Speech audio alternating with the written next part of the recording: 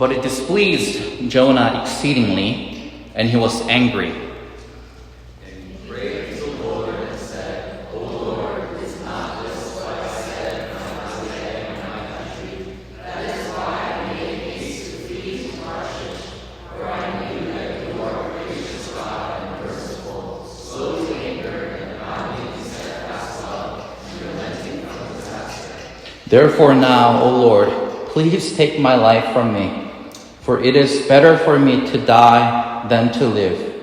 And the Lord said, Do you know what else to be angry? Jonah went out of the city, and sat to the east of the city, and made a booth for himself there. He sat under it in the shade, till he should see what would become of the city. Now the Lord God appointed a plant and made it come up over Jonah, that it might be a shade over his head, to save him from his discomfort. So Jonah was exceedingly glad because of the plant. But when dawn came up the next day, God appointed a worm that attacked the plant, so that it withered. When the sun rose, God appointed a scorching east wind, and the sun beat down on the head of Jonah, so that he was faint. And he asked that he might die, and said, It is better for me to die than to live. But God said to Jonah, Do you do well to be angry for the plant? And he said, Yes, I do well to be angry enough to die. God said,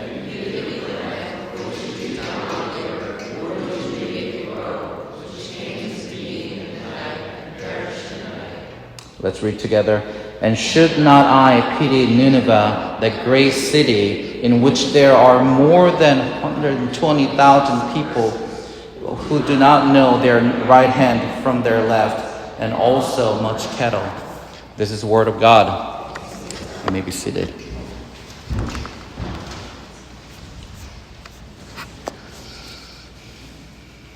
Imagine this. You're waiting in a line at a busy coffee shop, Starbucks, on a cold morning.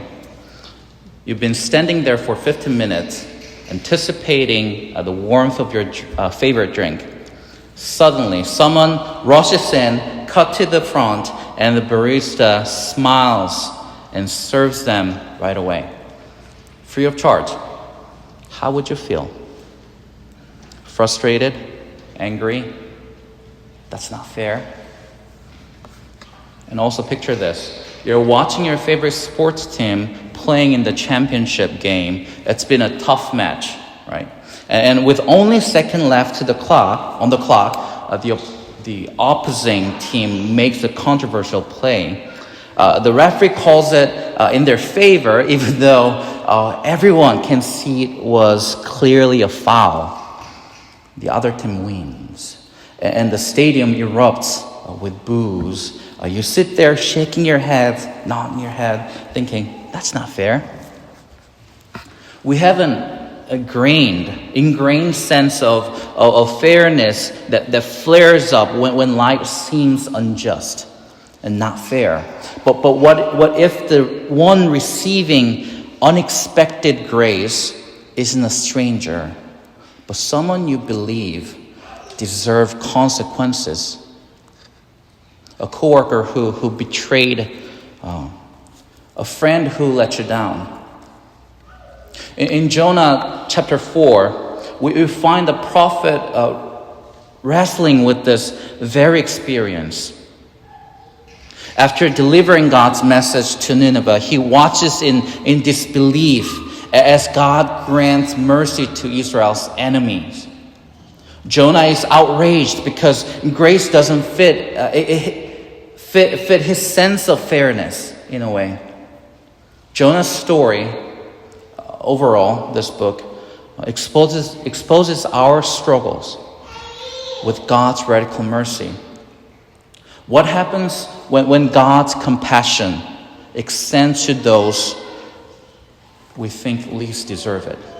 No, when we think they deserve the wrath of God instead. And how do we respond when grace feels unfair? Well, Let's begin with this. Who was the prophet Jonah? Most of us know of his story, 3 days and 3 nights in the belly of the fish, right? He's not a positive character that we remember from our memory. He runs away from God and complains to God about plants and the sun and the scorching wind, east wind.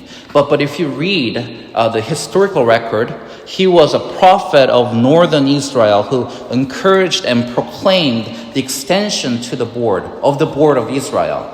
We find it from 2 Kings chapter 14 to 25.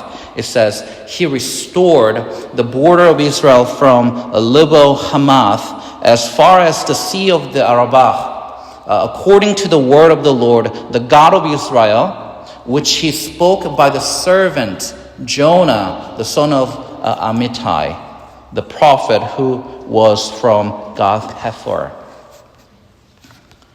He was not a stranger or a troublemaking guy as we see in the book of Jonah. He was like a political hero in his time.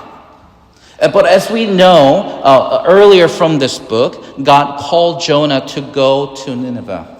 Jonah chapter 1, verse 2 reads, "Arise, go to Nineveh, that great city, and call out against it, for their evil has come up before me."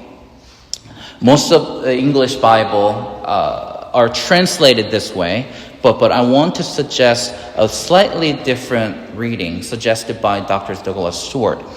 "Arise, go to Nineveh, that great city, and call out for it," instead of against it, for it. "For their," not evil, "disaster or calamity has come up before me." What was the city of Nineveh? It was the capital city of Assyria. Well, Assyria happened to be the country that demolished Israel within a century after Jonah. So they were well aware of the threat from Assyria. What Jonah heard at the beginning of the book is radical. No, it's scandalous.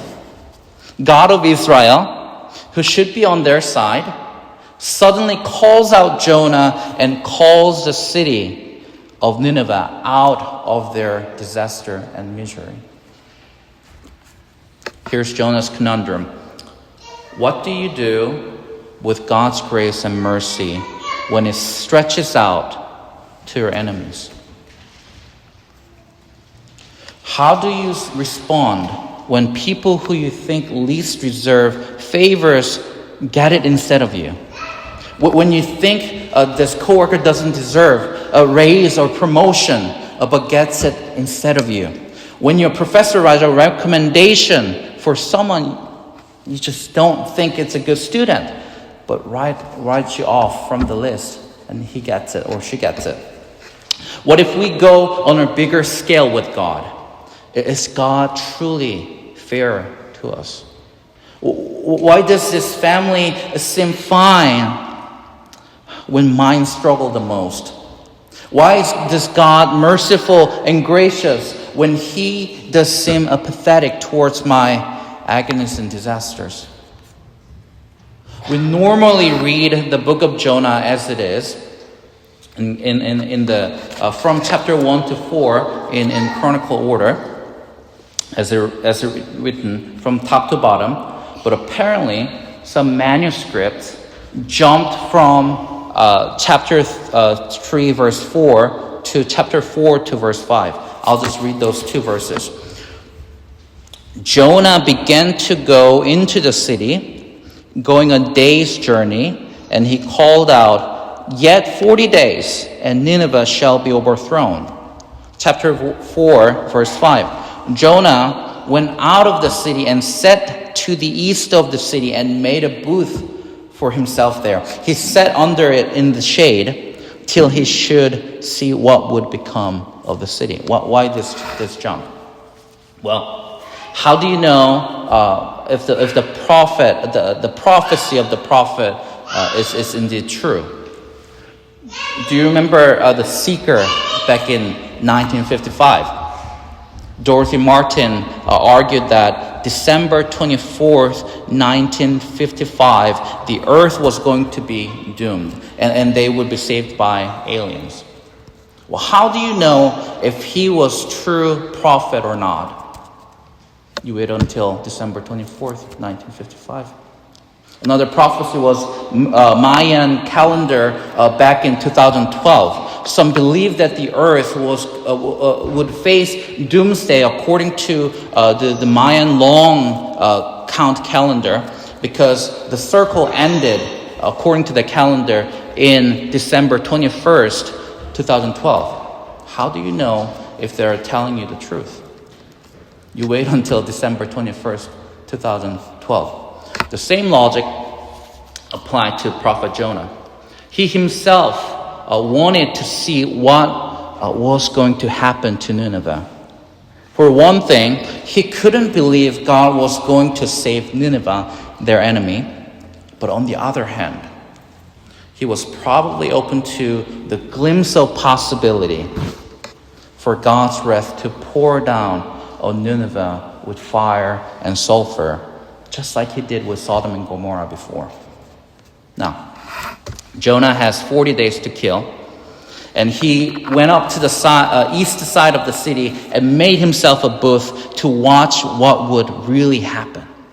And from the conversation with God, we know that he wished for a doomsday for Nineveh. What does God do? Well, he appointed or ordained a plant to grow so Jonah to rest from the scorching sun. Hey, God upgraded the sea to a premium. But suddenly, God again appointed a worm that withered the plant. It's gone. A scorching sun beat down on Jonah, and God added a scorching east wind. Jonah couldn't take it anymore and got angry. He wanted to die. He was so angry that he thought it would be better for him to die. Then God started to reason with Jonah. Jonah cared so much about the plant that he didn't labor or make it grow. How much more should God care about Nineveh as a creator? Still, they're a pagan nation. They're Israel, God's people's enemy. But God is taking Jonah from his micro view to the macro. He is calling Jonah out of his box, his nationalism, his tribalism, favoritism, us versus them mindset. Whether we like it or not, my friends, we always draw this kind of line with people, both from within the inside of the community and the outside. Going back to the earlier verses, in Jonah 3, verse 10, it says, "When God saw what Nineveh did, how they turned from their evil way, God relented of the disaster that he had said he would do to them, and he did not do it." Haven't we heard this before?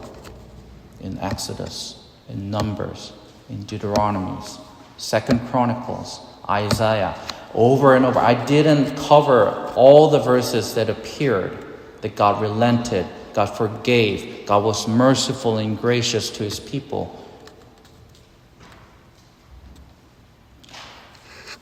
The Israelites were grateful when they were recipients of his grace and mercy.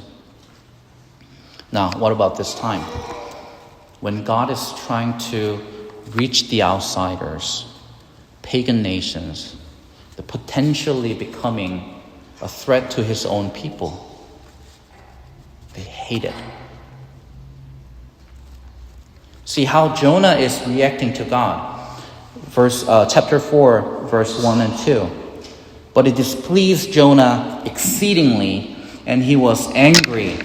And he prayed to the Lord and said, 'O Lord, is not this what I said when I was yet in my country? This is why I made haste to flee to Tarshish. For I knew that you are gracious God and merciful, slow to anger and abounding in steadfast love and relenting from disaster.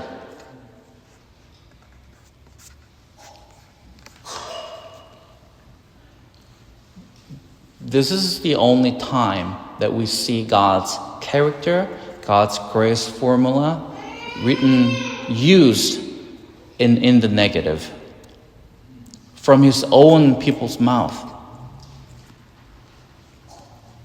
What is Jonah saying? I knew it. I knew that you were so soft. Too soft. I knew that you were going to pull it off on them.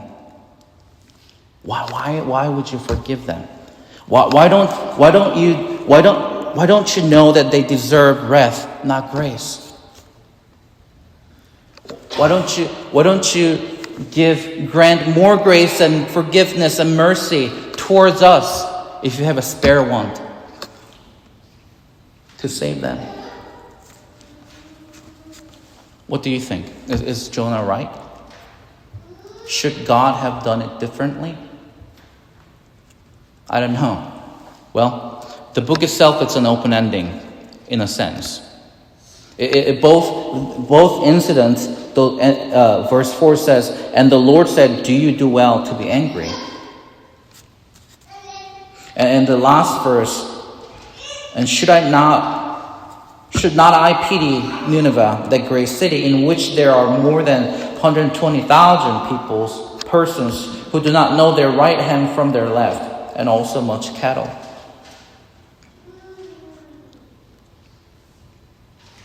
Perhaps asking Jonah and the audience with this departing question is the point that the Bible wants to leave us. Instead of God is right. God has all the rights to be gracious and merciful to whom He is gracious and merciful, like we read from Exodus 33, verse 19 earlier this morning. But instead, book is ending with open questions. And I think it's precisely because this is the point that we struggle the most.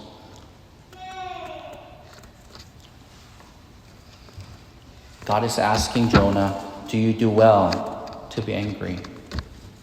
And he's still asking that question to us. Do you do well to be angry?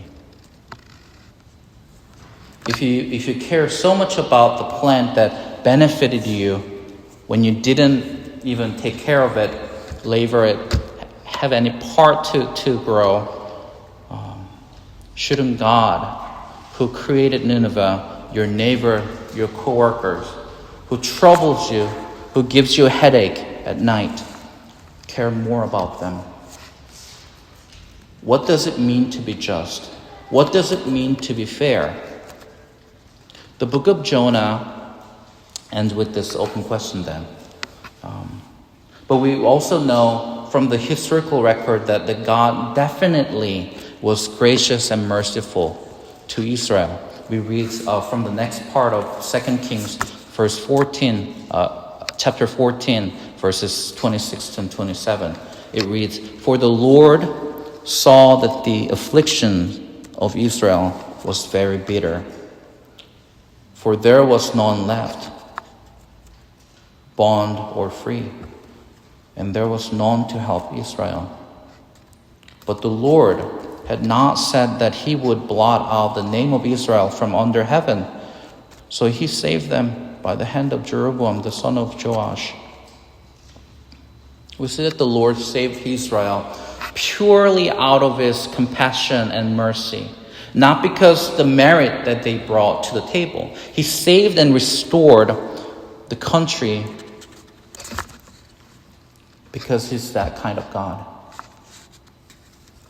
And it's calling Jonah this time, do likewise with his neighbors, who he thought they deserved the compassion, that least deserved the compassion and mercy. How did he do it? We know so well about this book of Jonah. But if you were Jonah, what would you do?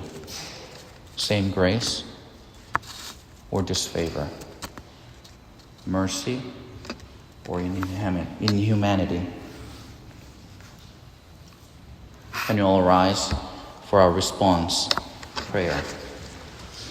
About 700 and 800 years after Jonah's time, God sent his son because he saw the calamity and disaster that the world was in. He sent his son Jesus to preach the gospel and his kingdom so that we don't dwell in the wrath of God. My friend. So this Advent season, also in reflection of Prophet Jonah, we're left with this open question. How are we sharing the gospel with people we think least deserve grace? Is our attitude the same when we are the recipient of it? And when we become messenger of grace to our enemies? The most difficult people in our room? Holidays coming. How are we doing our family, our friends? Let's pray.